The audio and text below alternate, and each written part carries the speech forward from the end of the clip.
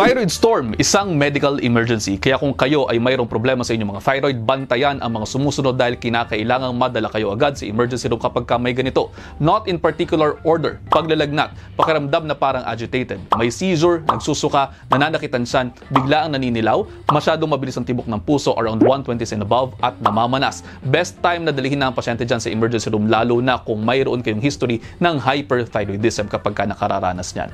Isa kasi sa mga komplikasyon ng hyperthyroidism ang thyroid storm at kinakailangan mabigyan agad ng gamot para mapababa ang thyroid hormones na siyang nagpapalala ng sitwasyon.